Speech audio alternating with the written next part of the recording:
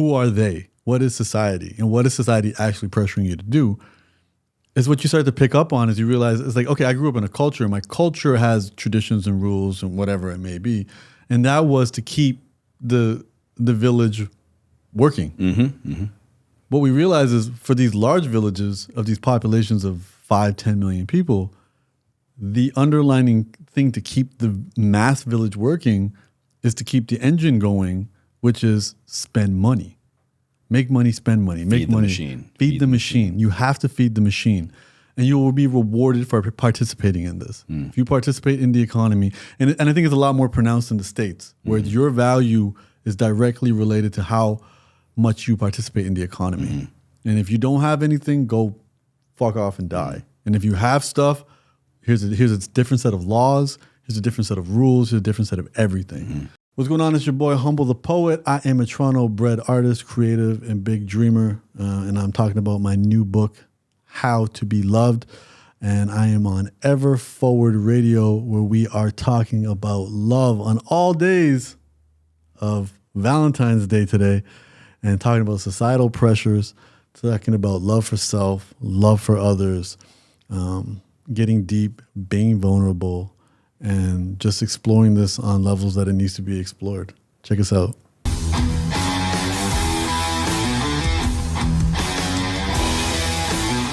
So I got the book, of course, and got some notes to kind of like reflect back on. But I always ask my guests, well, today's kind of interesting as well because we're here to talk about love and it's Valentine's Day. But what's on your mind, on your heart the most, like today, that you want to maybe flesh out, you want to discuss? Yeah. I think the big thing is just, it's been really interesting to kind of like, I think, growing up, feeling a little bit disconnected from like having a different form of FOMO, probably, growing up, in the 80s and 90s, it was like, there was a mainstream. And either you look like the mainstream or you didn't, or you participated in the mainstream or you didn't. So I grew up, we didn't celebrate Christmas. We didn't, I think the only holiday my parents were like, okay, cool, you can do it, was Halloween. And they interesting. And they had like this, we had 3 decorations that they put on the door and my parents would give candy. I feel like that was we will participate in what's happening. Yeah, I'll play your game. We'll play your game, yeah. And I think it's also like, we're not jerks. We're not going to be the house that isn't doing this. But like, there was no Christmas growing up. I'm just trying to think what other major holidays there are. There wasn't anything, anything else. And again, it wasn't like you were forbidden. It's not like I couldn't go to school and eat a candy. It's not what we're like. There's not going to be a Christmas tree in the house. There's not going to, you want to sleep downstairs and wait for Santa? Cool. We've never opened up the flue of the fireplace. So like, there was always this kind of Thanksgiving, no Thanksgiving, no. I'm just trying to think. Whatever, like these mainstream things were. I grew up with none of that.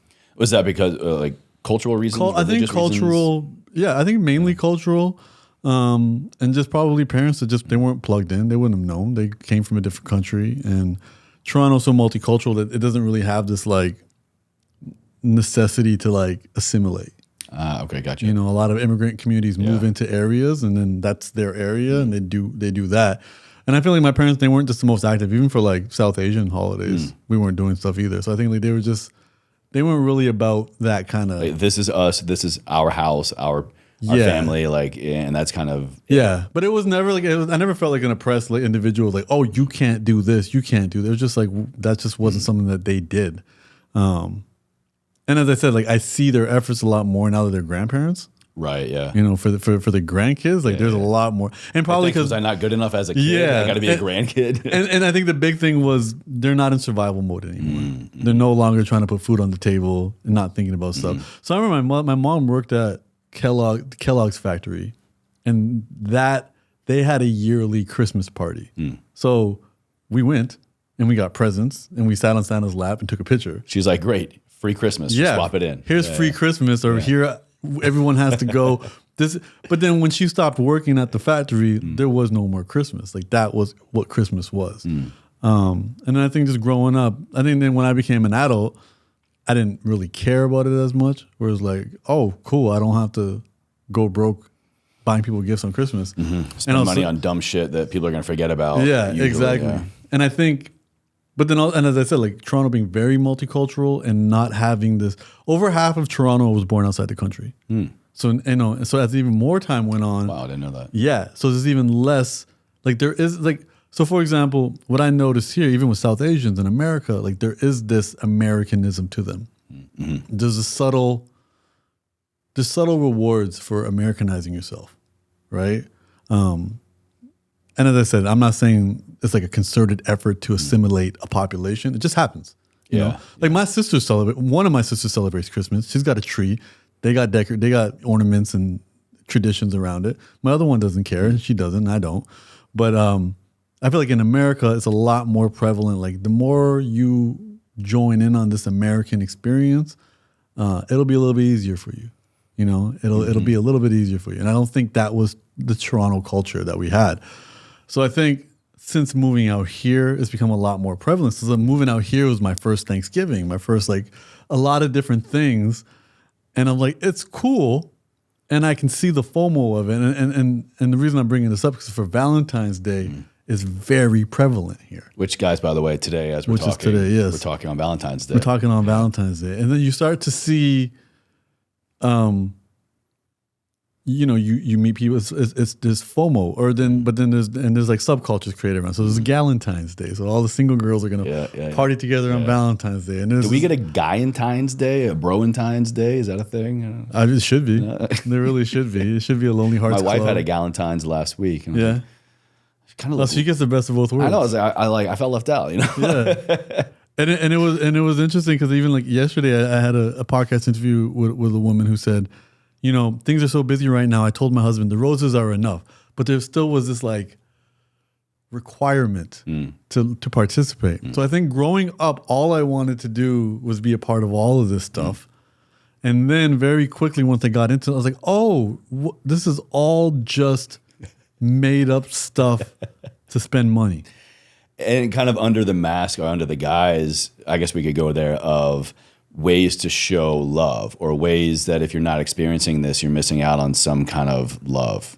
Well, yeah. Especially on Valentine's Day. And I think that's the interesting side of it, because it's like, so often we talk about societal pressures. And I think now I've been through this journey, especially around love, because I'm realizing a lot of the things that are preventing us from realizing love are our needs to be accepted by our community, our population, our society. Yeah.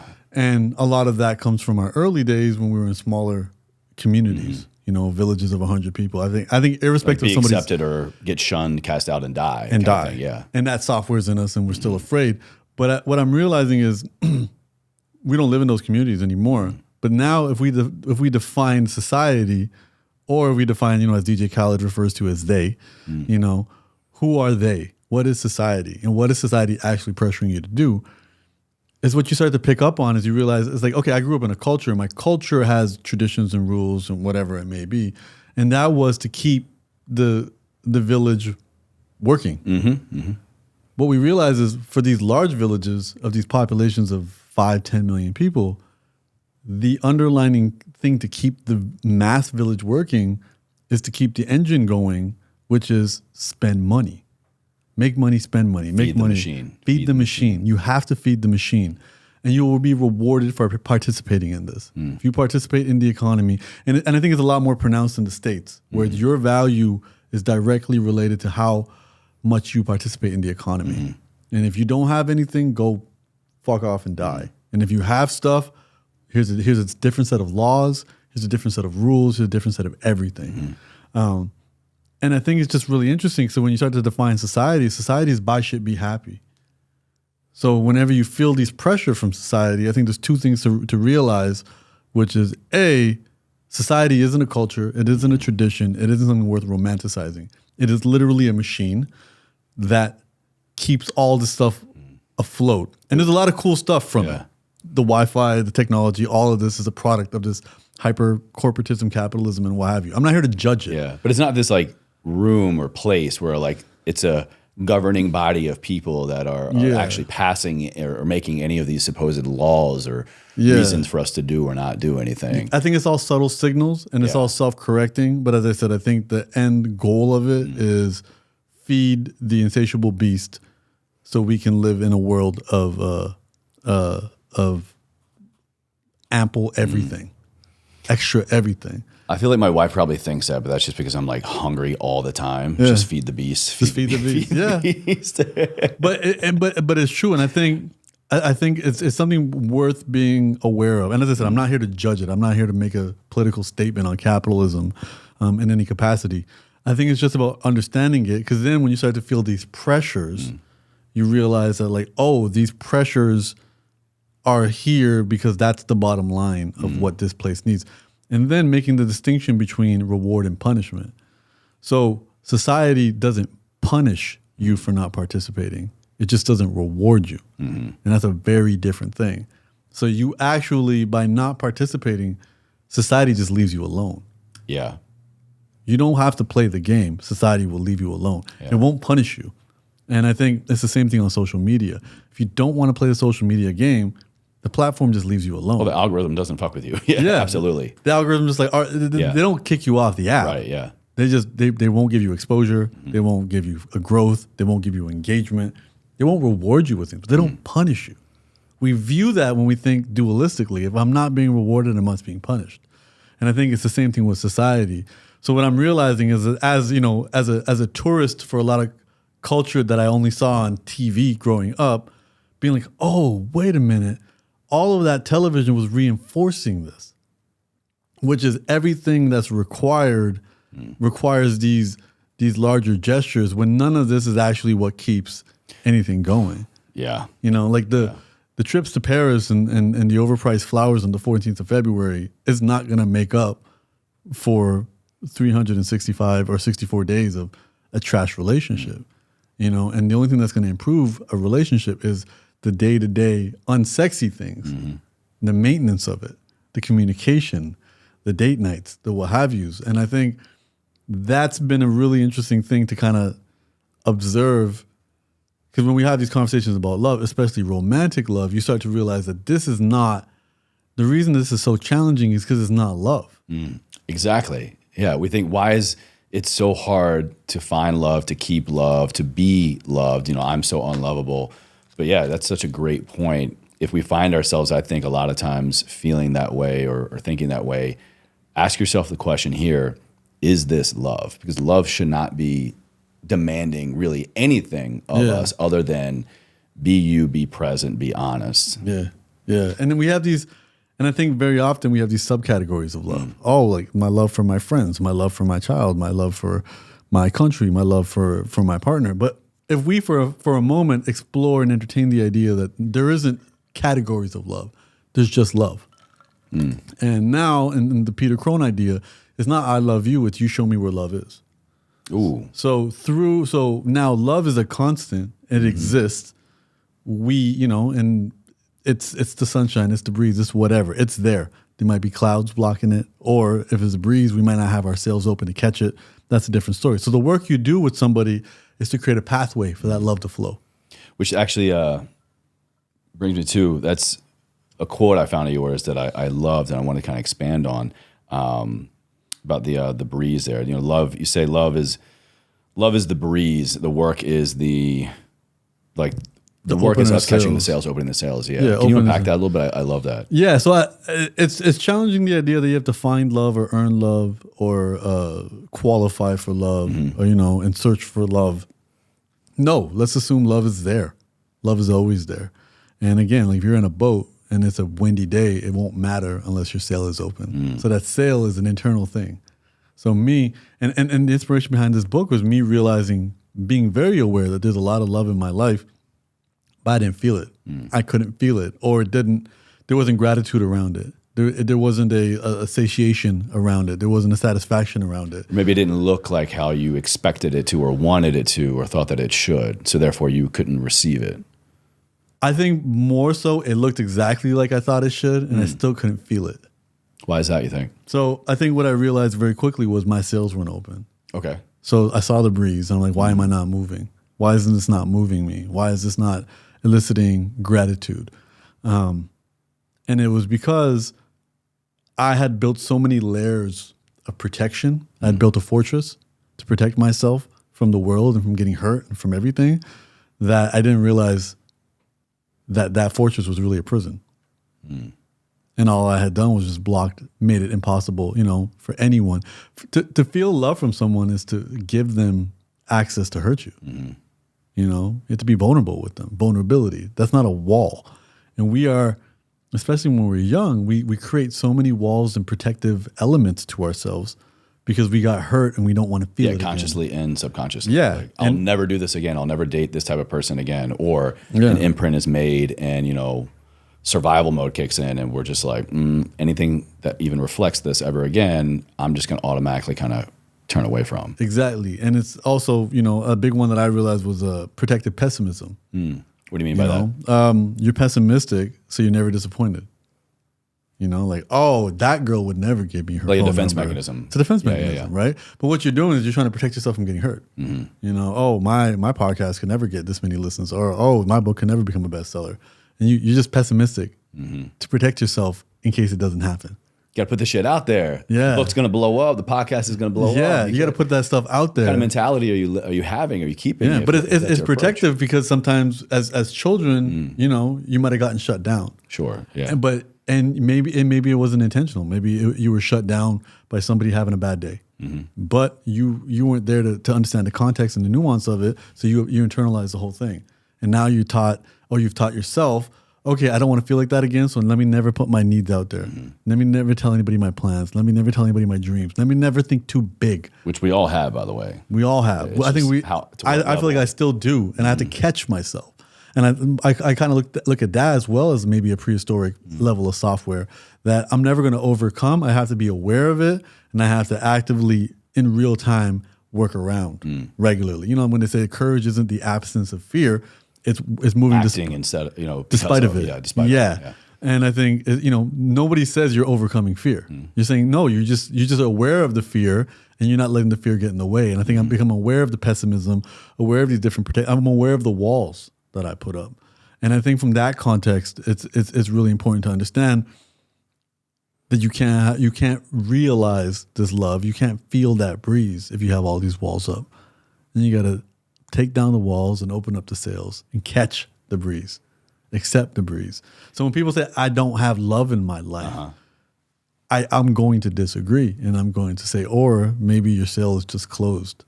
Oof. And what do and you're really protecting yourself. Yeah. And now, and again, as I said, like the love that we have for a family member, the love that we have for friends, the love that we have for our favorite film, that all can still feel very similar. Maybe different levels of intensity.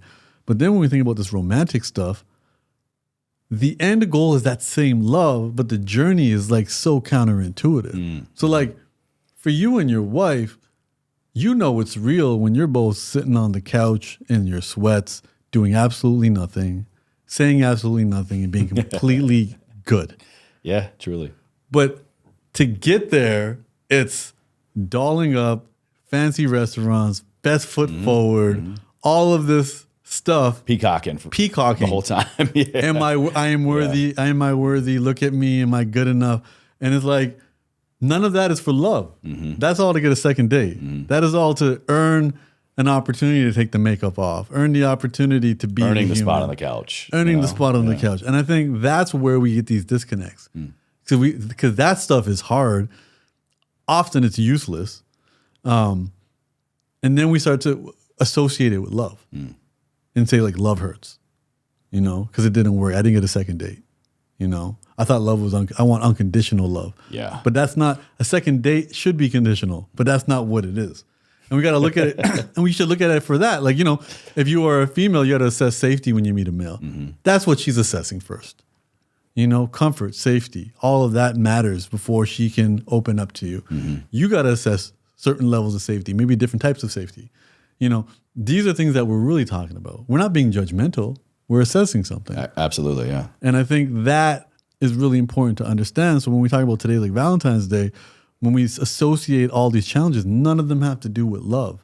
And if anything, maybe we can skirt around a lot of this peacocking because it never takes you to where you got to get to. What happens is you do that long enough, somebody finally cracks, there's a moment of vulnerability, and the other person accepts it. Isn't that the truth? Yeah. Yeah. One person finally either just like has enough or caves in or just somehow gets the courage to say something that they probably have been wanting to say for a while or express a feeling that they've had for a while. But just imagine, if that came day one, day two, instead of a year or two in. I think in most relationships I've ever seen or been in, it's like that 1.5 to 2 mark is when all the bullshit kind of stops and all the getting real starts and all the like, I got to talk to you about this thing that's been kind of a bother with you or even with myself in this relationship.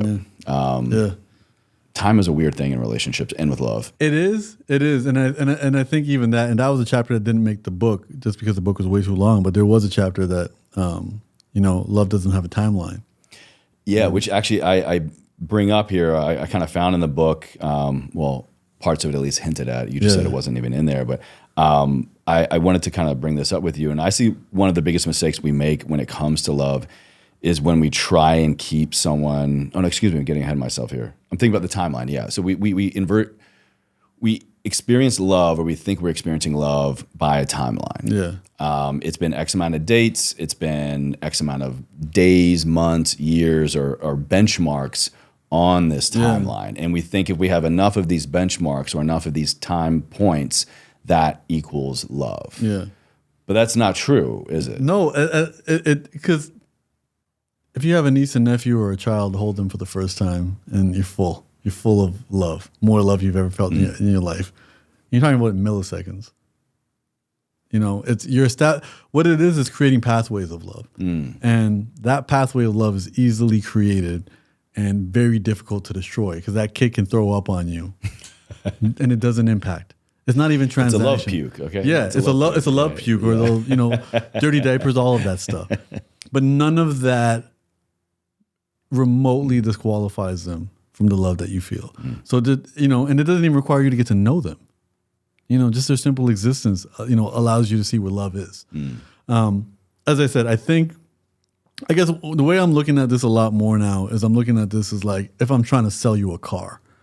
I think that's what dating really is. You're trying to sell somebody something. You're not establishing pathways of love. And if I say to you, hey, I got a brand new shiny yellow Lamborghini for you, and you're like, sorry, man, I work 5 minutes from where I live. I'm walking to work. Don't need your Lamborghini. You're not telling me my story. You're telling me your story. Right. Yeah. So I shouldn't be like, I got rejected. I can't do this again. It's the same thing you're trying to date somebody and they're telling you their story as to how you're not fitting into their story. It's nothing to do with you and your value. You didn't say anything about the value of my Lamborghini or even the color of it or anything. But you might even say, I'm not even a fan of yellow. That's still your story. And I think what I'm realizing with this is I think the challenge would be, instead of us doing this car salesman bit in the beginning, let's jump straight to the vulnerability and not look at it so dualistically, where it's like I am vulnerable versus I'm not vulnerable. There can be levels of vulnerability, and you can be vulnerable with somebody on the first date. You can be vulnerable with strangers on the street, and I think that creates an opportunity for the other party to be vulnerable as well. So absolutely, it's an invitation. It's an invitation. One side being vulnerable, absolutely, it's an invitation for the other. 1,000%. And I think what we just have to do in our own journey with our own relationship is find more pieces and stories of vulnerability that we can be comfortable sharing with someone the first time you meet. So the one I have is one about, having a dog and losing my dog and then getting another dog. And, the triggers of having a new dog and getting reminded of my old dog and going to a vet and seeing the steel examination table where I had to put my dog to sleep the last time and having emotional triggers. This is a story I can share with a complete stranger. I'm being completely vulnerable, but I'm not worried about getting judged or hurt or having it used against me. But that is a more useful story to connect with somebody than rhyming off my resume or humble bragging about my accomplishments or whatever else could happen. And I think that's a challenge because we think about vulnerability as like, no, you have to tell you my deepest, darkest secrets. And I think that's where this is not this is where there's Yeah. that disconnect, and we can save ourselves so much of this kind of salesmanship. Because the thing is, that's fun, but then it eventually fades, and now what? So are you saying, is vulnerability any different than just honesty? How is vulnerability different from honesty? We're talking about. I think vulnerability is honesty with yourself. Okay. So I mean, I could be honest and be like, "Oh, I don't like your shoes." I'm being honest, but I'm not being vulnerable. Well, these are one of ones, so I take great offense. I think they're actually really cool shoes. A buddy of mine custom made them, so it's like they're literally just a personal kind of like cool thing. And you've taken care of them. Like, they're super Trying. Yeah, no, they're beautiful. Yeah, thank you, Pat. If you're watching this, got you, bro. Vulnerability would be like, oh man, like, you know, seeing your shoes is making me think I need to step up my shoe game. I wish I learned more about that when I was younger, but I never did. And you know, now I feel like I'm out of the How loop. quickly that story just pops up. I mean, you just came up with this example, but for us, like for the listener, think about an example like that when vulnerability creeps in, how quickly there's a story there attached to it. So it's like the honesty necessary, the work necessary is so ready and on the surface, I think, than we give credit to. Yeah, completely. And I think you just brought that up out of the wind, but like that's so real. And it's an opportunity, and I feel like it's at that point, if I told you that, and again, if this was the first time we met, which is not, but if that was, you have two ways to go with that. You can just be like, oh, okay, and then shut me down, and then I'm gonna the subtle signal of, oh, don't ever be vulnerable with this guy again. Or you might be like, I feel the exact same way whenever I see somebody, you know, with a car You're or fresh whatever. over there too, man. Yeah, I'm also wearing some custom. I'm also wearing some customs right now. But I think it's that idea of like, you know, it can be deeper. You know, and there's an Andre 3000 when Outkast did their last tour, which I think it was like 2014 or something.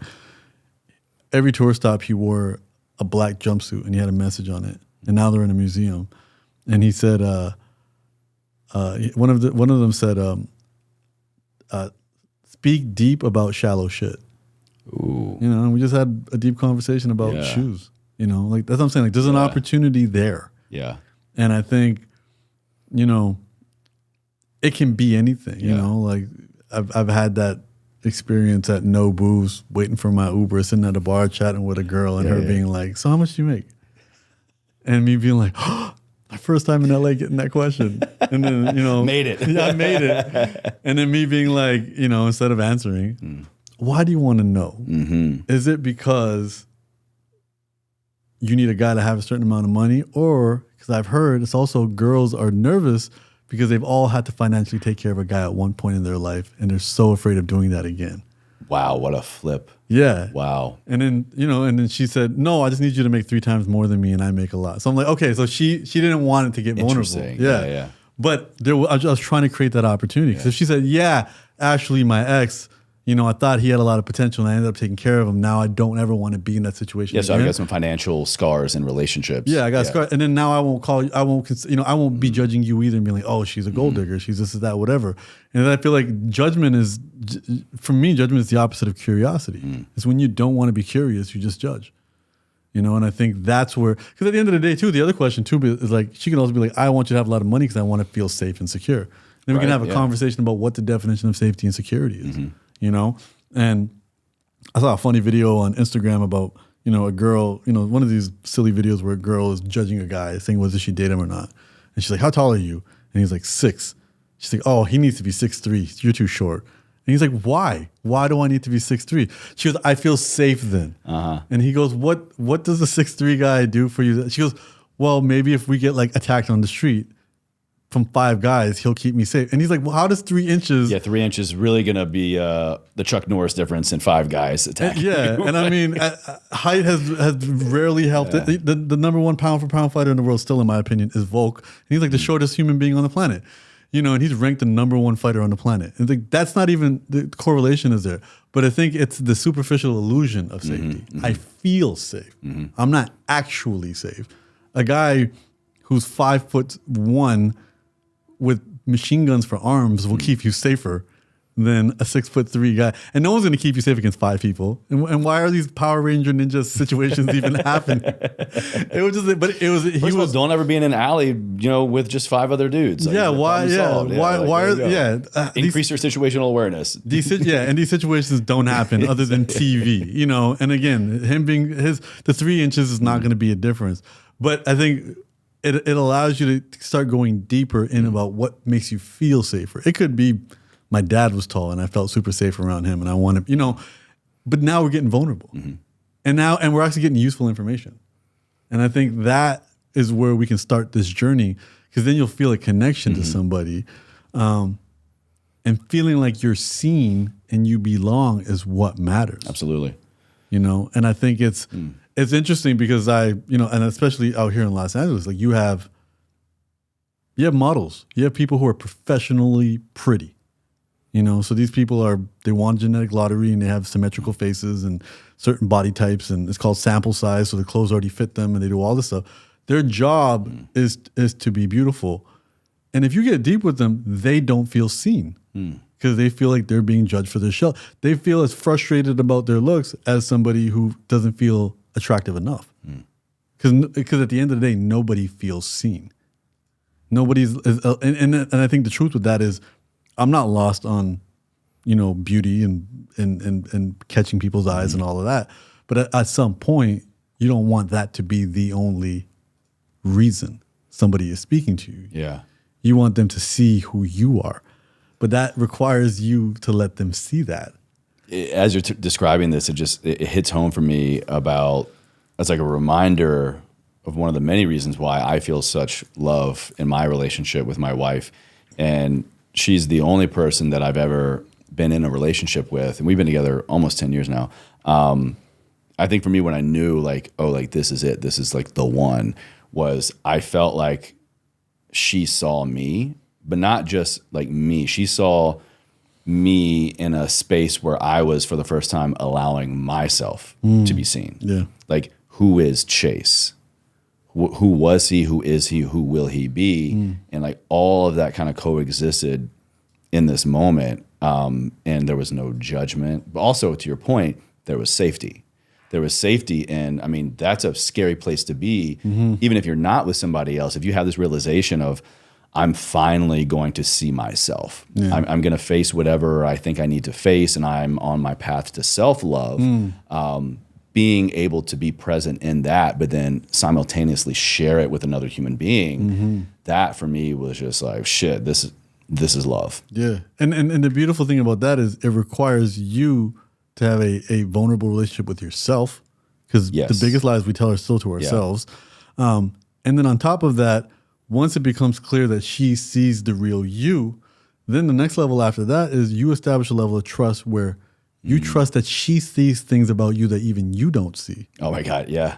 Because and that's hard because some people take that as criticism, but it's like, look, that's my partner, like actual partner, not the person I'm beside. That's my partner in this journey.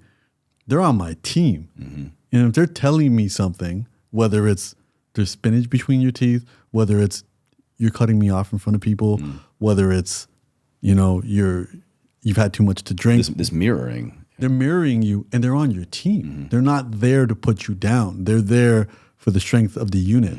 And that's, again, a level of trust.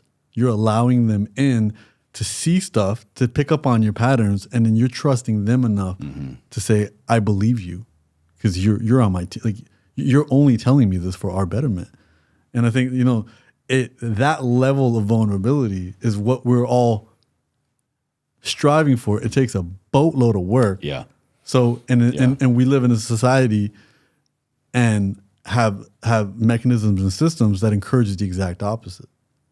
Social media is subtly encouraging you to look and act and be flawless. And you participate in that and you pretend and you only show your highlight reel. And then when you look at everybody else's highlight reel, you compare that to your behind the scenes.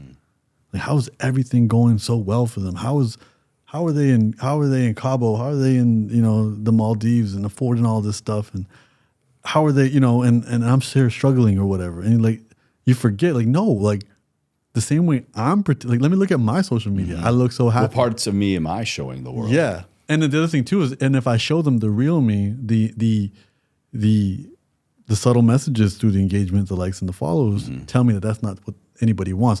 Or even if we say real versus fake, you can't even be more than one thing. Like I rap, I can't, I've cultivated an audience on Instagram with people who read books. If I start rapping, the engagement will instantly drop. But everybody is more than one thing. I'm also a fan of different sports. I'm also, and it's like, but that may not fit your brand alignment, and that's what's happening. People are being taught to have brands. We didn't get this same feedback. We didn't get this dopamine hit. We didn't get this solidification, this imprint. Absolutely. Yeah. And it's like, don't be more than one thing. Yeah. And I think that is something worth acknowledging, because it's saying this is hard. And it's going to and supposed to be hard, because the entire system that we live in is designed to make us do the opposite. So don't be hard on yourself if you find this difficult. Don't be hard on yourself if the idea of being vulnerable gives you anxiety. Don't be hard on yourself if you feel like, you notice taking pictures in bathing suits got you more engagement than taking pictures of you reading a book. You notice that, but you feel like you're pressured to keep it up. Otherwise, the almighty algorithm won't reward you. The almighty algorithm. So true. Yeah. Don't feel bad. We're all in that same boat, and it's completely true. But you will feel better once you liberate yourself from it.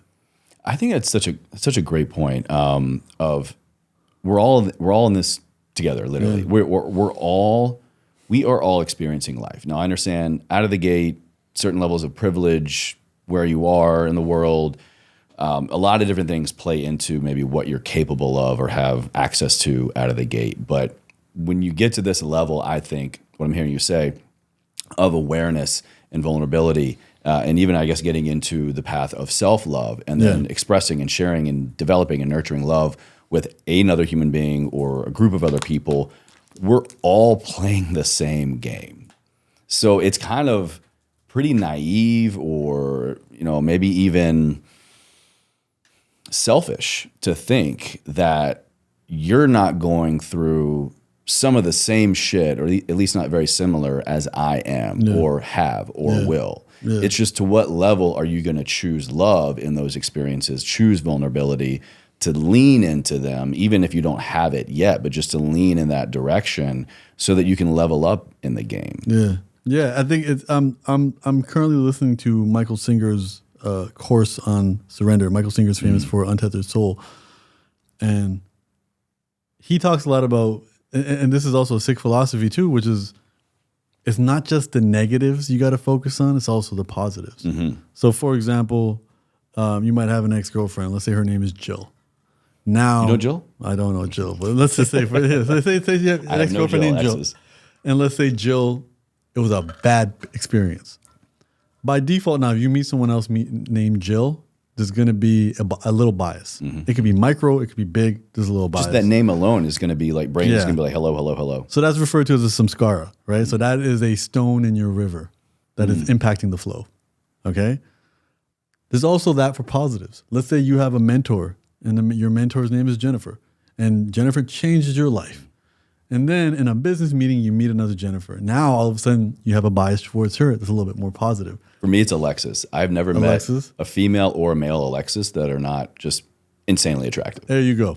So perfect. Extremely handsome dude, just beautiful woman. So if you get an email from someone named Alexis, right, and I'm sure now your audience is going to cheat this. Any Alexis chime in, you will open up, or anyone pretending to be Alexis, it'll get them an open or something. So now that's a bias and a positive. It's still a stone in your river blocking the flow. So what it has to be is, to address the negative, you have to address the positive. You have to abandon your bias towards Jill by also abandoning your bias for Alexis. Okay? So and I'll give you a real world example that we all are impacted by. To be unimpacted by the mean comments on the internet, you have to be unimpacted by the nice comments on the internet. You have to abandon them. People are going to struggle with that. Yeah. They're going to struggle. But that's the only solution. You can't say, oh, I don't care what people think about me when they say mean things, but I love when they say nice things. Oh yeah, so going back to Star Wars, so like the Russians launch Sputnik and the satellite goes up in the air and it freaks out the Americans. So the Americans start pouring in money to figure out their own. And I forgot what university it is, but they created a network for their computers to speak to each other in the building. And then that slowly spread for computers to speak to each other. Intranet. It was an intranet. Right? Yeah. And then it just kept growing until what we have today, which is the internet. But that came out of war. You know, we don't, you know, that came out of war. A lot of technology comes out of war. Fertilizer. That's the one I learned recently. I think it's that 80% of all food in the world is grown in like the mainstream fertilizer, which was invented by the same man who created the gas to kill the Jewish folks in the Holocaust. No. Yeah. He was a chemical engineer. Yeah. Or biochemist probably. Yeah. Wow. Yeah. So it's like good examples of why we need to abandon these concepts of good and bad. You know, brings me home to stoicism a lot. Yeah. I start every day with a daily stoic. Oh, amazing. For like the past 8 years. Yeah, Ryan Holiday's a wizard. And we had a great conversation. I listened to that one as well. Yeah. I was actually, quick little tangent. I was supposed to be in Austin this week. Nice. He was hosting a stoicism and wellness retreat. Amazing. That unfortunately got canceled. Oh, okay. But now we can be here instead. As I said, good and bad. Like exactly. Yeah. Yeah. It's like we're still here talking about holiday and stoicism. Yeah. It all worked out. And I think and we all have these stories of where in the short term we thought it was bad news and turned out to be good news. And in the short term we thought it would be good news, ended up being the worst thing ever. And I think abandoning this thinking of right and wrong and also like the attributes to the Bible, the biting from the tree of good and evil, that was the first sin. That's judgment, placing judgment, saying things are good and they're bad, because that is such a limiting belief, and that takes us away from curiosity and understanding. And I think doing that will make our world dramatically bigger, and then also allow us to access the flows of love and way more things, instead of us simply having these biases and being like, okay, I'm going to, as I said, I'm not going to give this person Jill a chance subconsciously just because of the name, you know, and that denying an opportunity of something amazing happening. So it's what I'm realizing a lot of this is, you know, just from us being so inundated in the society and being busy and just trying to produce and survive and what have you, is we float through very unconscious. We're not aware. You know, we're not aware of what's happening. And sleepwalking. Pretty much sleepwalking. Yeah. And again, there's nothing wrong with anybody who is sleepwalking.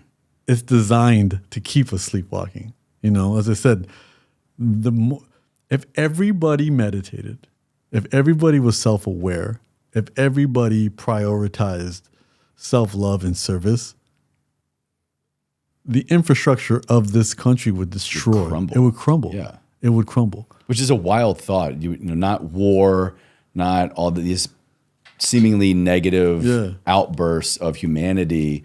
You know, it definitely can ding the wall, so to speak. But if we all did that, and if we all were operating on that frequency and from that heart-centered place, that I think would actually do us in. It would.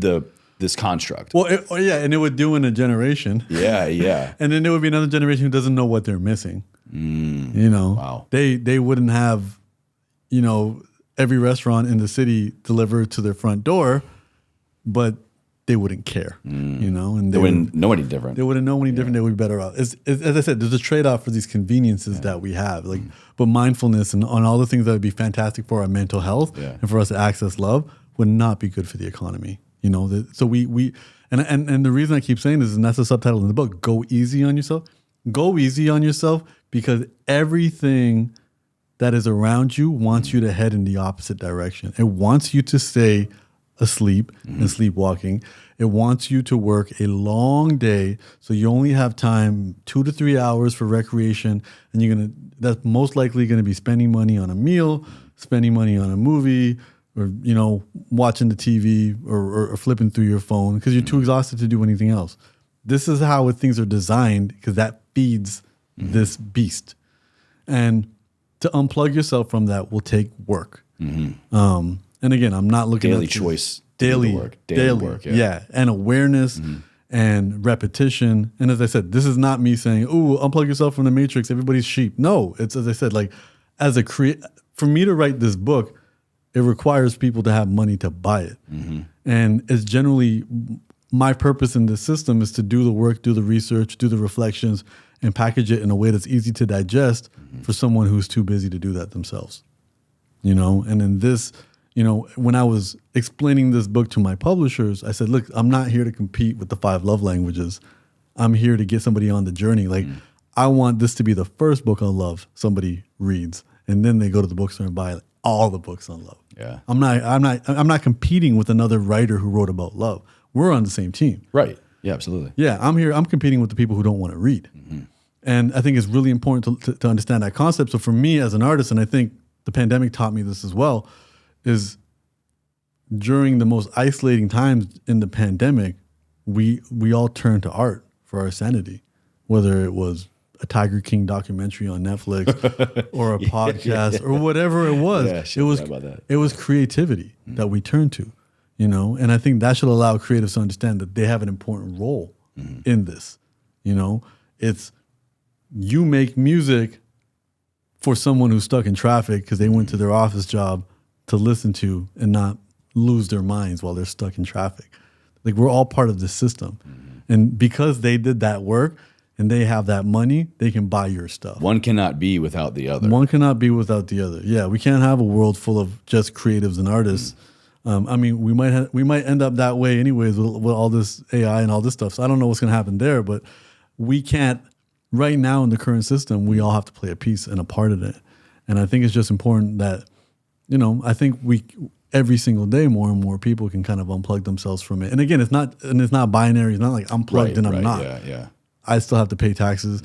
The more successful I've become as a creative, the more administrative my life has become. Even today, there's 5 humans that have access to my calendar and put stuff in, including people who don't live in Los Angeles. So sometimes they don't understand when they say, "Oh, you have a 1 to 2 here in East LA, and then your 2 to 3 is in Santa Monica." They don't know what that means, and it's like, but that's an administrative side of I'm plugged in just as much as anybody else. It's just I'm in a different industry, and I think it's just an important thing to understand that you can slowly pull yourself out of things. And if I were able to encourage a religion on anybody, it would be the religion of self-awareness, just the religion of pick up on your own patterns. Always, whenever you have a feeling, ask why. Why do I feel this way? And keep asking why. Just sit with going. it, be with it. I cannot agree more. Yeah, don't medicate it. Don't medicate the feeling. Our modern definition of pleasure is just not feeling bad. It's not even feeling good. It's just not feeling bad. And I'd argue that feeling bad is a better teacher than love, especially in certain situations. Well, love is pain. I think that love and pain go hand in hand. Yeah. I think, it's love. Pain is the best teacher you can have. And you want to learn from these experiences, as well as realizing that most of our what really disturbs our peace is avoiding the pain. Is not sitting with the pain. How much work and energy is involved in not avoiding pain is ridiculous. Well, but there's products and apps and distractions, and like we've all become dopamine fiends. We're all addicted to dopamine, and I think it's an interesting time in history because we might have hit our peak of stimulation. I don't think it's possible in the next 5 years to provide more stimulation to the we all think that, right? But then are. it's like, how else could anything get better or more advanced? And then shit, like another year, 3 blows by, and it's like, here we are, And there's also, I think it was not Robert Greene, the other author, the young adult author he writes like The Fault in Our Stars and Paper Cranes, something Green. I don't know. He has a really good YouTube channel called Crash Course, and then he did a whole one about. He cited articles from the 1800s where people were talking about society's moving too fast and it's overwhelming. Wow. Yeah. Wow. So he's like, that's always been a thing as well, where humans are thinking the world is going too fast, too many things are happening. And again, I could be wrong too, and I think we've hit our limit of stimulation. But it's like, yeah, who would have thought even 10 years ago that 6-second videos would be the norm? And it's even bringing it full circle to your point of like, you know, both sides require each other to exist, and there are lessons and like necessity in both. You know, we're moving too fast; things are too stimulating. You know, there's technology advancement. You know, our conversation earlier about, you know, stoicism. You know, we tap into these things, these most basic philosophies of civilizations, hundreds, thousands of years ago, on how to be happy, how to live a good life, how to find love, keep love. Is it Marcus Aurelius that, which blows my mind most about stoicism, that seemingly they're so like, be neutral, right? It's just like the detachment from emotion, respond instead of react. Is that Marcus Aurelius is like, pursue no passion, but be full of love, or something like that. Like, so even in stoicism, they don't reject love; they reject the passion and the romance around it. Right, right, exactly, yeah. So like, even in pursuit of a good life, you know, fundamental humans were just so in awe of the work around love. Yeah, and I think the interesting thing about that too is that even if we didn't talk about love, it's, you know, it is reject the passion and the romance. So passion, you know, very often, like, and I'm sure people say it to you, like, oh, you're so lucky, you can make a living off your passion. And it's like, passion is not sustainable. Anybody who's making a living off of something unconventional is most likely obsessed, and it's probably an unhealthy obsession. And, you know, to a degree, absolutely. Yeah, to a degree. And you also just realize, and it's no different. It is, and to do it on a high level, I mean, in certain creative fields, to do it on a level just to pay you consistently, it's the same level as a professional athlete, where you know, like, his knees are going to be gone in 15 years, right? Creatives and entrepreneurs and dream chasers are working that hard, where it is chipping away at pieces of them, you know, where something's going to dry up in their 50s and their 60s. Oh, yeah. But that's they're getting dry already. They're getting dry already, A lot of creators, and, you know, the like, super uber successful, outside looking in successful people in their late 20s, even still, it's like, bro, like, the last 5 years have not treated you as well as maybe, you know, they have me. And, you know, it's like the trade-off, you know. 1,000%. And as I said, and there's so many shortcut, like, there's the Adderalls, there's the caffeines, there's all these different things that could potentially, you know, speed things up for you temporarily. And I think that's where, going back to this idea of abandoning romance and passion are important, where it's like, let's not talk, you know, so someone can be like, oh, Chase is so lucky, he gets to speak to super interesting people and, you know, read a couple of ads. So you think you're super interesting?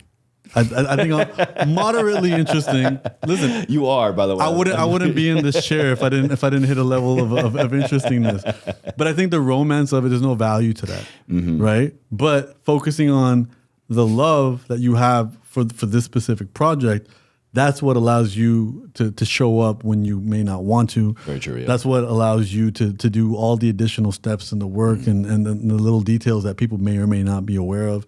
You know, I did a podcast recently with a very, very large podcaster, and he explained to me, because after this interview, I have to read 2 hours worth of advertisements. You know, and it's like, that's part of the job. Oh, yeah. You know, and I love that the Stoic view of things, which is like, abandon the romance of it, because you're making it something that is not, and that's fooling people who aren't there. And the thing now is, people's dreams are so big that it takes a lifetime to get there. And you're like, oh, I want to win an Oscar. Then you get your Oscar, you overly romanticize it, and then you're in the situation like, now what? You know? And I think in Japan it's called post-Paris syndrome, where like, there are so many people from Japan visit Paris that there is a mental health crisis around the disappointment of the city. Right, they get there and they're like, this isn't that tight? This ain't, what? Because it's been heavily romanticized. Wow. You know, and I fall in love with it more and more every time I go. It was interesting because the last time I went, I had the most stereotypical Paris experience ever. Like, met a girl, had an all-night date and everything. But then, at one point, like, a flight got moved, like she was leaving and the flight got moved, and then, like, you know, now sleep deprivation was kicking in, and she got a little bit cranky. And I remember just having this moment where I was seeing her being cranky and looking out the window and looking at the Eiffel Tower, and it was sunny, and I was like, oh, that's just a hunk of metal. Like that was glittering yesterday, last night. And now, like, the shine is gone. The shine is gone. You know, the glitter is on the floor. Her eyelashes are off. The eyelashes are on the floor. It was a whole experience, but it's like it was recognizing that, and there's still parts of it. You know, I'm like, this. You know, nothing will take away the beauty of the walkability of it. How fashionable everyone is. How everyone makes smoking look cool. Like there's some cool parts of that city for sure. But I think people have built it up. You know, and we can build things up. People build up Hollywood. People build up New York. People build up all these places. And there's always a danger in the romanticizing of it. And then I think, again, bringing it all full circle back to Valentine's Day, there's a romanticization of this day. And just being aware of why this day actually exists. It exists as an excuse to get you to spend money, and you feel guilty if you don't, because of a pressure. But the obligation. Pressure, an obligation, but the pressure isn't real. It actually isn't. There will be no punishment if you have a real conversation and say, and I'm just thinking, because again, my parents in Canada, I don't think you guys have it here. It's called Boxing Day, the day after Christmas. No, I'm familiar with that, Yeah. And then, you know, we would always go out for Boxing Day and go shopping. And it was the day that my parents didn't say no. And it was also the day that they bought big ticket items.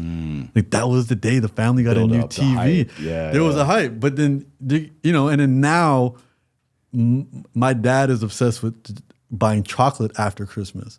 So like the day after Christmas is like his house is full of all the expensive chocolates because they've all gone on sale. You know, and there's a pragmatic element to telling your partner, like, hey, if we wait till the 15th, we can do twice as much for half the price. And now, in recognizing that how often financial stress is an impact on relationships, that's like a high determining factor for divorce. You know, and this is the country with a 56% divorce rate already. Yeah, I think not even like in the 60s. Yeah, in the 60s. And that's people who got divorced. And that's also, crazily enough, lower than it was in the 80s and 90s. And that theory is less people are getting married. So it's like, so it's like, it's still really high. And you still think maybe even half of the people who aren't divorced may want to be and just won't. So it's like recognizing what causes that and realizing, oh, well, a big one is finances. In my culture, South Asian culture, like people drop $100,000 on their weddings. You know? Yeah, my wife, she's first generation Iranian American. Okay, and they're the big ones. Yeah, she she's the baby, but she was the first one of her two other siblings to get married. Yeah, so it was a lot of like, she met so many people at our wedding for the first time ever. It was very, you know, I guess political, but it's the parents' but wedding. Like the big blowout, and it was at a really upscale, nice hotel in DC, and like it was like all the show out, the blowout, all this stuff. So I was just like, that was kind of like baptism by fire for something like that, and which I'm very grateful for. And I love, honestly, one of my favorite things about our love is the diversity, is the cultural differences. You know, we're different religions, and even to go back earlier. We started dating, she was like 21, 22. I think we had our first Christmas together. That was our first Christmas. You spend Christmas with someone you're dating, seriously, and they're in their 20s, and you share Christmas with them, Christmas morning for the first time. That was a new level of love I didn't know I could have, because it was like almost seeing like a child.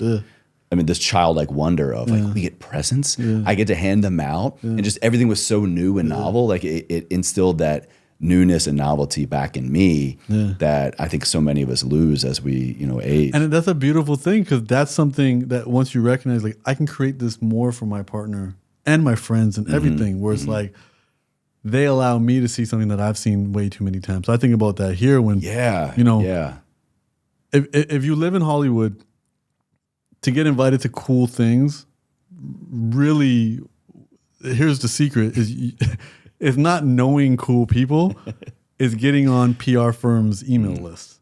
So pretty much, if you say yes once, you're invited to everything.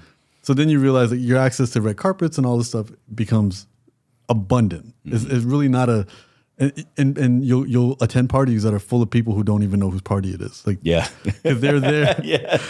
That's what they're there for. I thought this was your party. Yeah, I thought this was, yeah. Or, like, how do you know so? Oh, I don't. I got invited by a PR firm or whatever. So I think about that. So for me, what ends up happening is when somebody from out of town comes, I'm like, hey, like, then there's an excuse to actually go. Because then I get to see it through their eyes. And then I enjoy it more. Because I think So much more appreciation for that as well. way more appreciation. It's a much bigger deal. Even for that last one that I saw you at, just getting to show my friends back home, because I had a friend from back home who was here for a work thing, to get him a Getty image. Yeah, that's pretty tight. It's, I was like, and to get him on a wall, these aren't things he's ever done. He doesn't even have social media. Like, this is your life? Yeah. Well, that was like a Tuesday. I think. Yeah, it was. But and I think he's a lot older where he didn't even, like, my sisters would do that. Where when I brought them out here, it's like, this is where you eat. This is what I'm like, I eat at Chipotle. I've never been to this hotel. I'm only here because of you guys. You guys are the only females I'll spend this much money on. That's what this is. But I think with him, it was also just him looking at this and being like, oh, this is really interesting, because he's in sales and he's like, let's go talk to everybody. He goes, let's figure out everybody's red button. Ooh. And because he used to be a car salesman, now he's in insurance. But what he's really saying is, let's figure out how quickly we can make people feel seen. Because we have nothing to sell. Yeah. But we're at a party and everyone's standing around kind of cliquey. He goes, let's go. There's a girl over there wearing a big white bow on her shoulder. Let's go talk to her about the bow. There's that guy wearing that big chain. Let's go talk to him about the chain. Let's go talk about something. Let's go make people feel seen. Yeah. And I'm like, that was such an interesting thing, because he doesn't go to these things, but he has a lot of the social skills to do it. So it became a much more unique experience than it would have been about, oh, I have to show up here. Let me find a pretty date and now kind of participate in this antisocialness that could potentially happen at a party where everyone was invited and doesn't even know why they're there. You can be in it but not experiencing it. Yes. And I think that's kind of what I'm hearing, what you're saying. I think I'm saying that, and I think it's also like realizing that you can regenerate, because I think happiness is gratitude. You're grateful you're there, and it's like any experience you have, like let's say you go to Hawaii. You go to Hawaii once versus 7 times. Seventh time is not going to elicit those experiences, but you can regenerate that by bringing somebody with you. Oh my God, yeah. And all of a sudden, they're like, And I'm just thinking about bringing my friends. I had some friends here, and I brought them to Universal Studios, and my friends we're all hardcore Simpsons fans. So I had the great ride. I mean, just the whole town, and I had done it a few times, and then it wore off, and then bringing them, and then having them be like, no, like they're like, slow down. We're going to eat the donut. Then we're going to have a Krusty Burger. Well, the full experience. Yeah, we're doing every single thing. And I'm like, well, there's that game. No, we're playing the game. We're doing all of it. And these are 30-year-old men. And it's like, but we all grew up watching this. And they let me relive it again. Like, it's like, wishing you could have something for the first time. And I think love allows that. And And the reason I'm saying this is a pragmatic thing when it comes to being in a relationship, because our general natural issue is trying to force people into what we love.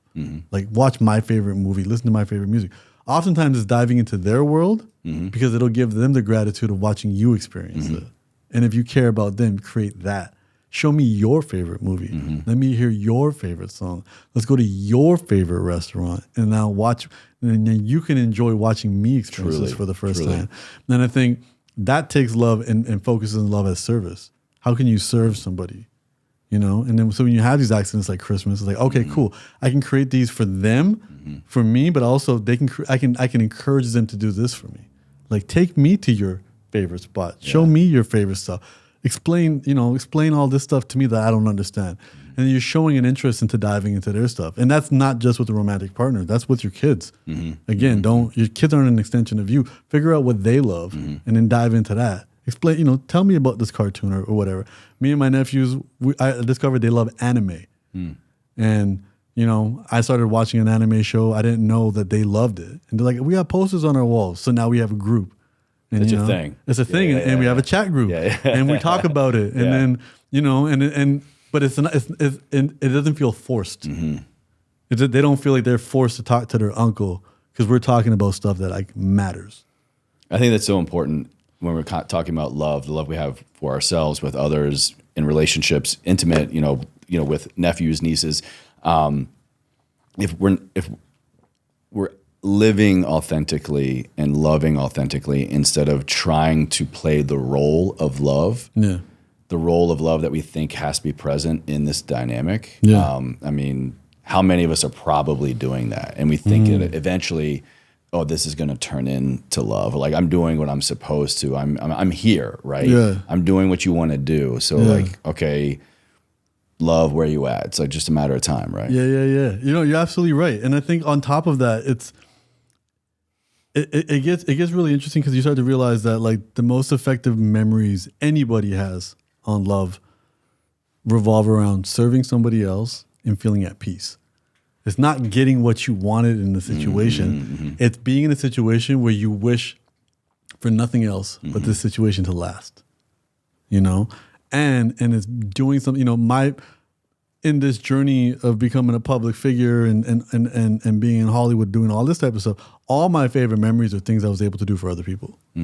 Meeting a certain actor and finding out that like he's my sister's favorite, and then getting him to send a video, just saying hi to her. Yeah. And that's enough for her. Love is so simple. Love is something so super simple. Yeah. So seemingly little. Like that little act has like the biggest cascade. And I think it's simple, but not easy. True. Yeah, and I think it's through that service, because again, we still have these feelings of wanting to be needed, being seen, feeling like we matter or we value.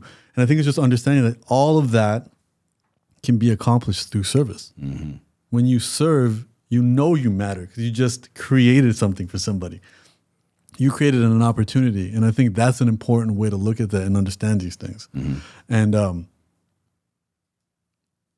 realizing that this feels right, but it's still counterintuitive because, again, we are in a society that is going to encourage everything else but this, because none of this is going to really help them do what they do. So instead, it's going to be, here is a day where you express your love for somebody, and here are the top 10 ways to do it. And the more money Can you give me 10, please? That'd be a great clip.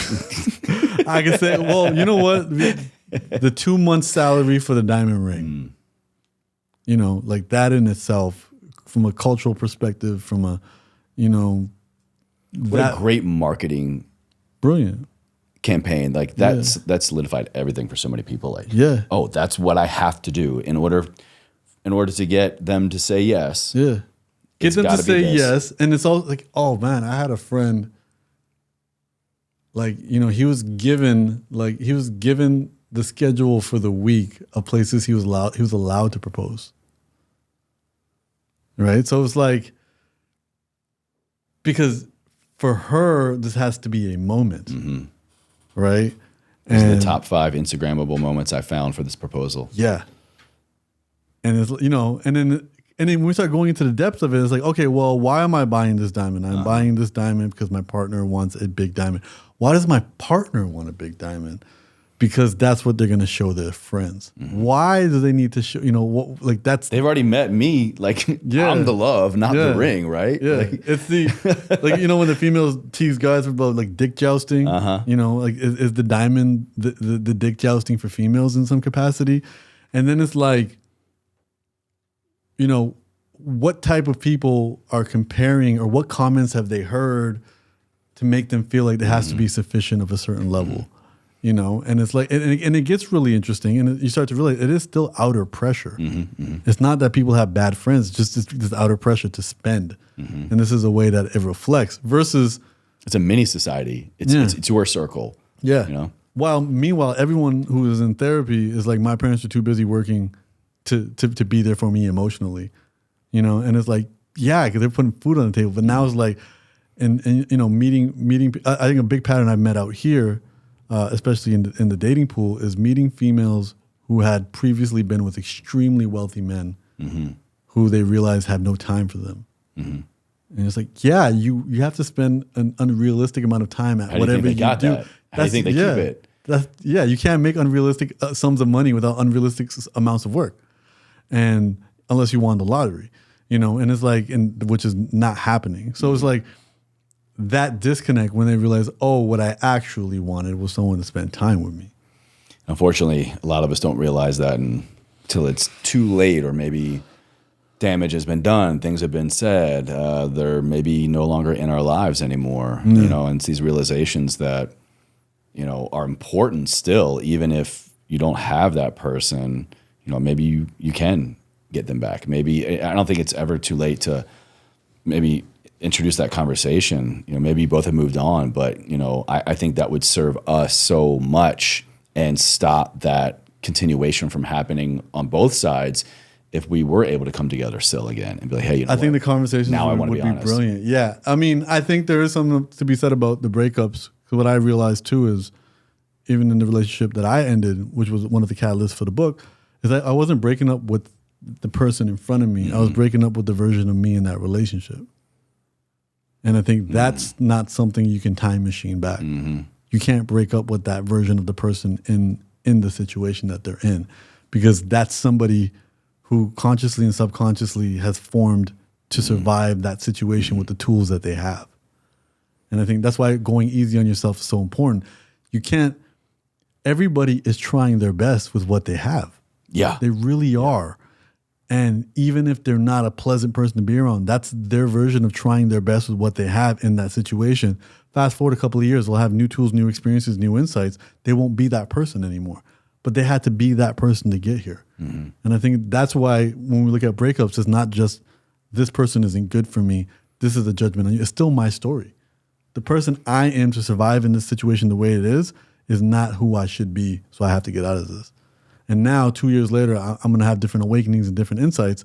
But now probably even less fitting for that situation.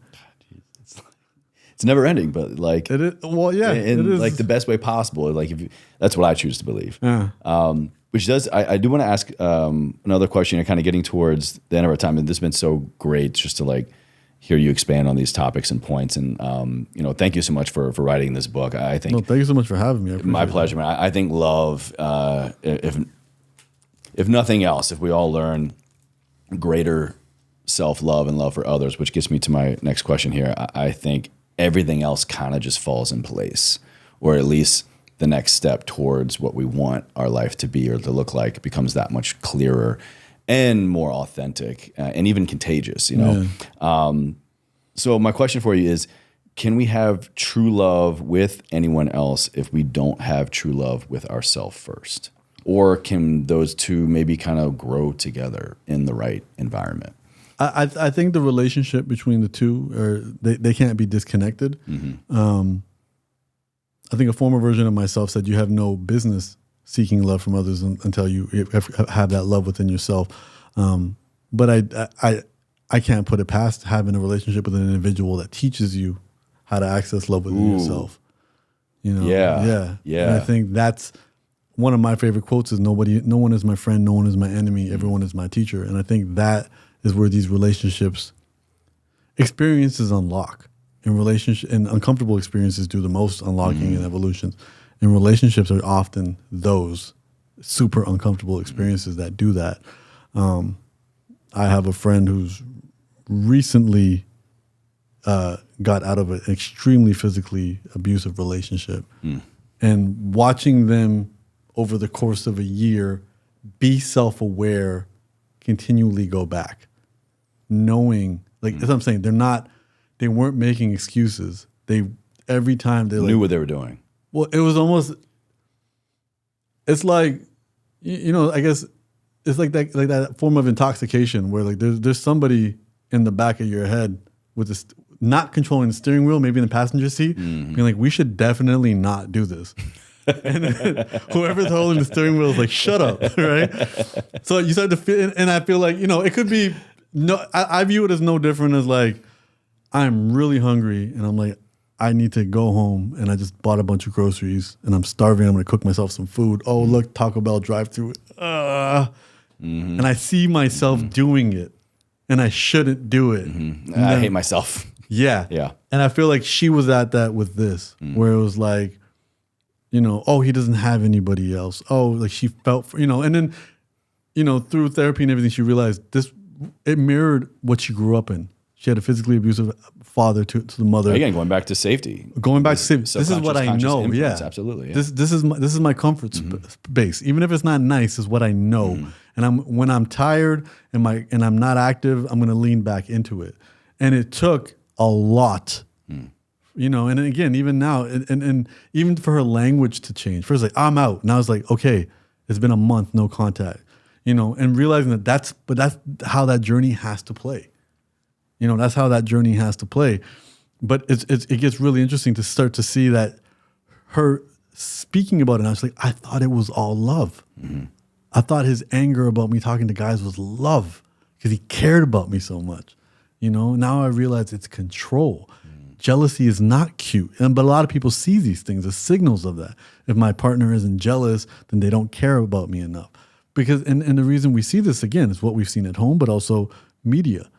What we have to realize is, again, media, what we see on TV, the rom-coms, what we see in porn, all of these things are manufactured moments that are meant to capture our attention, but is also starting to teach us what we think things should be.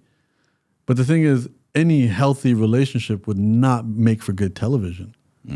You know, these cat and mouse games that we see, the Russell and Rachel and Rosses of the world, like that is what makes entertaining television. These reality shows make for entertaining television, but they're not healthy relationships. They're not models of relationship. Modeling a good relationship would be peace. You know, where people disagree but don't fight. You know, no one would tune in for that. That's the Fireplace channel. Nobody's going to come back to that. Yeah. No one's going to come back to that. It's not, there's not enough dopamine and satiation that comes from that. So I think it's something that we have to recognize in that context of, you know, realizing our relationship for self. And she, as that friend has been getting out of it, she's been strengthening her relationship with self because she realized she'd isolated herself from other people. And then I remember she telling me, she goes, oh man, I took a trip to New York, and you know, New York, you can walk around completely covered up and guys are going to catcall you. And she was just like, I just realized I exist to other men. And she goes, you know, I don't want to depend on catcalling for my self-esteem, but she goes, it was what I needed for that moment. Realizing that I have other choices in my life. I have all of this. And I remember I had an ex-girlfriend that lived in Brooklyn. She said the same thing. She's just like, I can go out without any makeup and these guys just make me feel like I'm the most beautiful girl in the world, even though it's inappropriate. What a way to flip catcalling around. Yeah. But she goes, you know, they see me. Yeah. She goes, I feel seen and I'm not even putting in effort. But I think most often people have to doll up, go to the club and do all that type of stuff.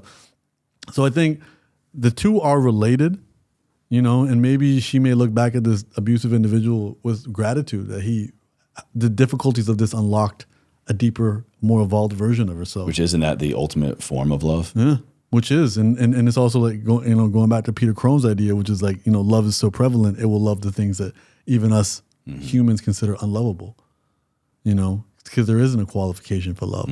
Love can exist everywhere. And it goes back to those feelings of peace. So I do think there will definitely be an inconvenience as you strengthen your relationship with yourself. To say the least. Yeah. As you prioritize. Expect them. Expect them. I think I thought it's one funny tweet about that. Like nobody would say how hard dating is when you respect yourself. You know, self-respect, you're choosing self-respect over self-esteem. But in the long run, it's worth it. But you will significantly shrink your pool of potential partners because now you're in a situation where you have boundaries and standards and all of this. And again, most people, no one's coming out of the womb like that. It requires adversity, learning, reflection, awareness. And that's not everybody. And again, we're not in a society that will ever encourage that.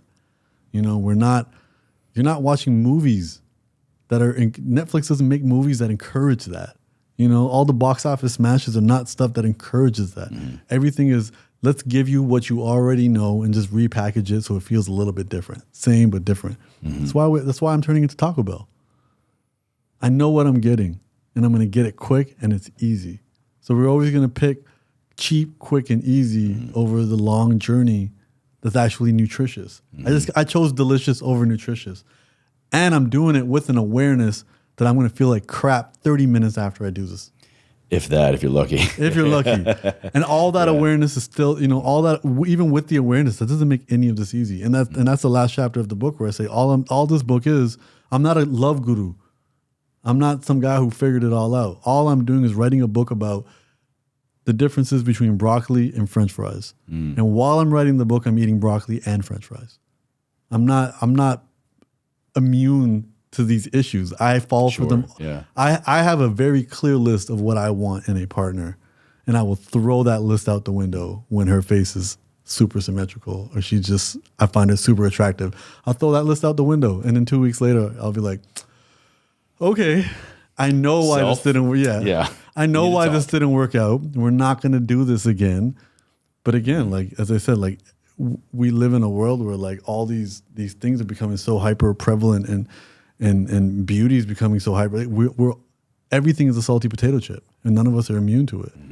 And I think for me, the goal with writing this book isn't to prove that, here are all the answers. I think when people read this book, they're going to realize that, oh, this is stuff that I already agree with, that I'm just realizing the world doesn't really benefit from, so it doesn't encourage. It's like the most profound answers don't come from like extreme novelty. They come from a reminder of like, oh, like I'm not alone, or like, oh, this basic stuff works for a reason. Yeah, exactly. And as I was saying, like, there's no secret to loving yourself.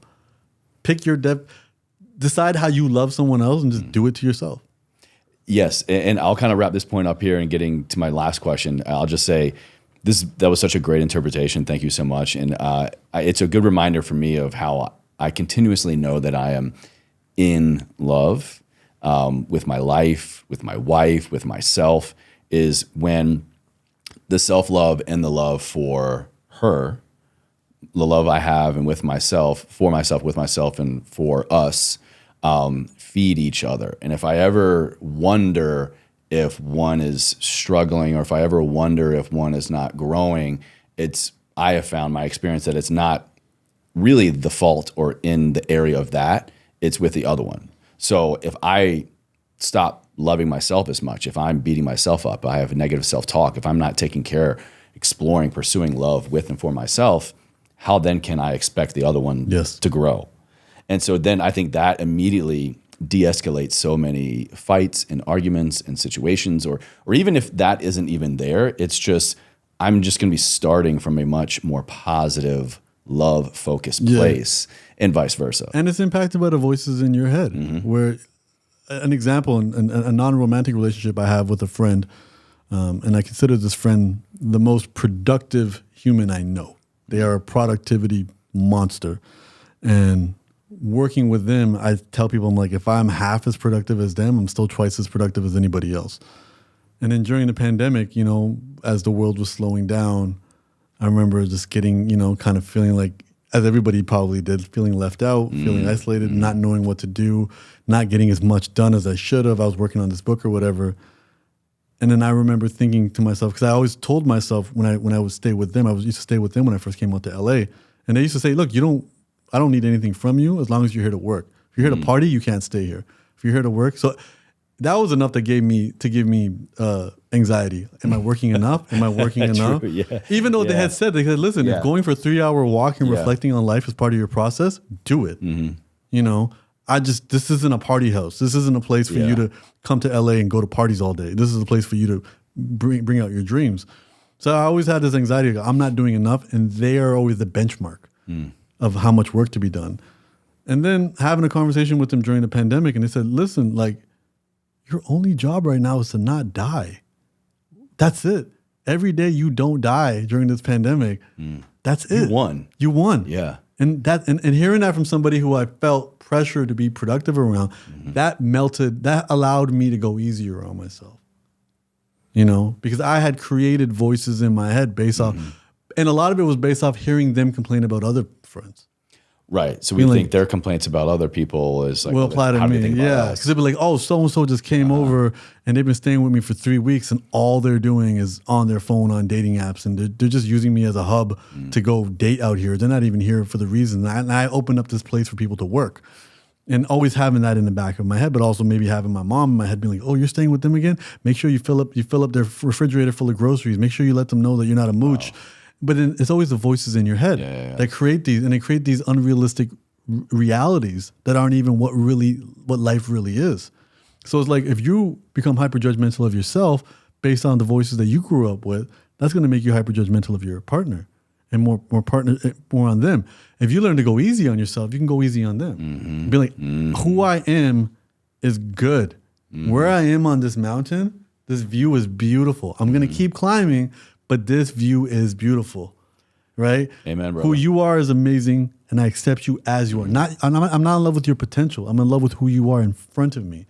And that's accepting things that aren't perfect. Because if somebody was perfect, then they wouldn't have any vulnerabilities and there'd be nothing to connect on.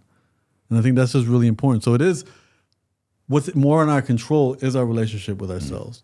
And if we were kinder and went easier on ourselves, it would be a lot easier to be kinder and easier on other people. That's it. That's the icing on this cake. And I want to ask my final question. Yeah. So much of what you've been talking about, I definitely think embodies my mantra of living a life ever forward. The show comes from, to your point earlier, you can't have pain without pleasure, up without down. The show comes from a mantra of my late father, passed away 18 years ago, from a really, really bad case of ALS. And up to literally his dying breath, he just embodied, now here I'll say love. Love being an example of, even in pain and suffering, the choice is mine. The choice is mine of how I want to interpret the situation. The choice is mine of the example of love that I want to set for myself, for my family, for anybody looking, even just from like a personal integrity point. So with that little background, I always ask my guests, ever forward, when you hear those two words, what does that mean to you? How would you interpret that? I guess the way I interpret it is that there is no static. You are moving, and so you might as well pick forward because, there's progress and regression. And I think from that standpoint, it's important to understand that. And also, especially hearing your father's story with ALS, I have a really good friend whose father passed of ALS. And again, watching that journey, watching it from, I remember seeing him at my sister's wedding do a speech in slurring language to like 3 years later, being unresponsive or what have you, and seeing how my friend would come home and just tell him his whole day, even though there wasn't a response, and knowing that the decisions to when you're going to take someone off life support or what have you, like that's a decision that has to get made.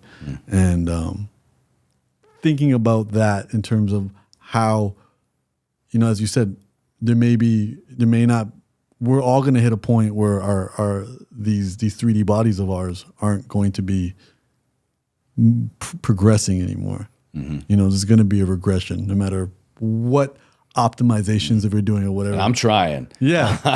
Yeah. And there's a, and there's a lot of really interesting people who are trying, but it's extending. It's not preventing, right? It's, the inevitable is the inevitable as of now, as of our current system.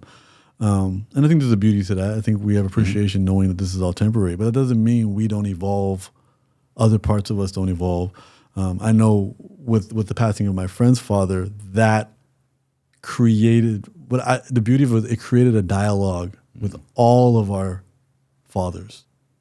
Oh, wow. Because he was the first in the community to experience it. I don't think there was conversations about life support. I don't think there's conversations about, after death care or anything. Wow. That got it started. That got it started to the point where my father was like, my father was giving me all the directions of like, pull the plug in situations that pulling a plug wouldn't make a difference. You know what I mean? Like, if I can't take care of myself, it's done. I don't want anyone ever taking care of me, not even for one day. And you're sitting there like, okay, Dad, like, what if you like break your leg or something? Like, I don't care. If I can't take care of myself, I can't go to work. Yeah, the cast comes off in a month. Relax. And I thought, I'm like, that was the gift he gave us. And maybe as an individual, his journey stopped, but his story amplified. And as a community, we move forward, and it makes me think about like cave paintings. Like people draw in these caves for future generations to learn. Watch out for the saber-toothed tiger gonna bite your head off. Or, the idea of planting trees whose shade you will never get to sit underneath. So it's like ever forward is always, I think in the world of love, it's first with yourself, then with your family, then with your chosen community. And I always looked at that because my friend's father's situation created that dialogue where no one else was gonna be in a situation of not knowing what this can do.